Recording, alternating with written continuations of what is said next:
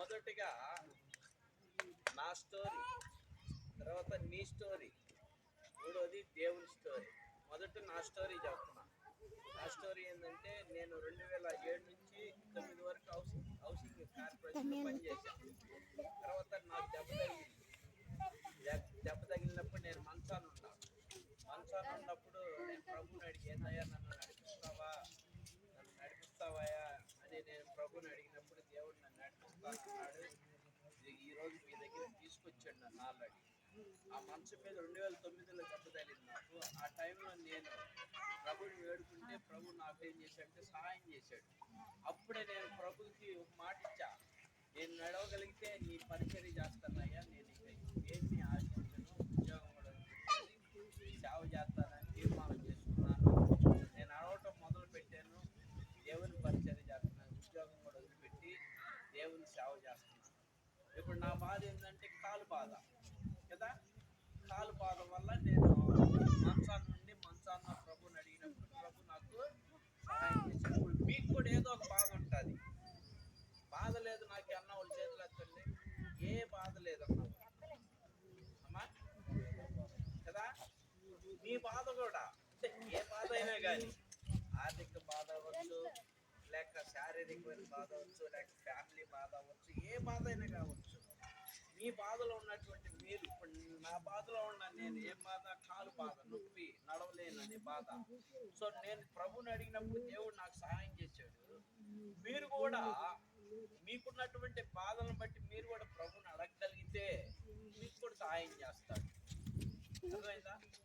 మిమ్మల్ని కూడా దీవిస్తాడు, మిమ్మల్ని కూడా బలపరుస్తాడు, మీకు కూడా దేవుని ఆశీర్వాదిస్తాడు, ఆరోగ్యాన్ని ఇస్తాడు, ఆనందాన్ని ఇస్తాడు, సంతోషాన్ని ఇస్తాడు, సమాధానాన్ని ఇస్తాడు మీకు కూడా. అలానే దేవుడు అందరిని ప్రేమించడానికి ఆయన ఒకళ్ళ కోసం ఇద్దరి కోసం కాదు, ఎవరి కోసం? సర్వ మానవుల కోసం ఆయన వచ్చాడు. మనీపురిపాలెం, తాడువారిపాలెం, బోయినవారిపాలెం, లేకపోతే వేటపాలెము, దేశాయపేట, యాండ్రపేట అని కాదు, చీరాలని కాదు, ప్రపంచం వైడిగా సర్వ మానవుల కొరకు ఆయన వచ్చాడు. సర్వ మానవుల కొరకు ఆయన ప్రాణం పెట్టాడు. సర్వ మానవుల కొరకు ఆయన తిరిగి లేచాడు. మనందరి కొరకు ఆయన పరలోకాన్ని సిద్ధపరుస్తున్నాడు. దేవుడు మాటతో కలిగేసి ఈ భూమి ఏర్పడింది, కానీ ఇప్పుడు పరలోకం ఆయన చేస్తున్నాడు, సిద్ధపాటు చేస్తున్నాడు. మన ఇల్లు కట్టుకుంటాం, ఎట్లా కడతాం? ఒక్కొక్కటి కూడా ఆయన గారికి ఇష్టం వచ్చినట్టు ఆయన కట్టుకుంటాడు. పాలరాతితో కట్టుకుంటాడు, గ్రానైట్తో కట్టుకుంటాడు, మన స్థానంతో మనం కట్టుకుంటాం. కానీ ప్రభు అందరికీ, ఎవరికి ఏ రీతిలో, ఎవరైతే ఇక్కడ భూమి మీద ఎంత కష్టపడతారో ప్రభు కొరకు, వాళ్ళ కోసం ఆ రీతిలో ఆయన ఒక రాజభవనాన్ని సిద్ధపరుస్తాడన్నమాట. ఇప్పుడు నా స్టోరీ చెప్పాను. నా స్టోరీ ఏంటి? కాలు బాగలేనప్పుడు నేను ప్రార్థన చేసుకున్నాను, నన్ను నడిపించగలిగితే నేను నీ సేవ చేస్తానయ్యా. నీ స్టోరీ ఏంటి?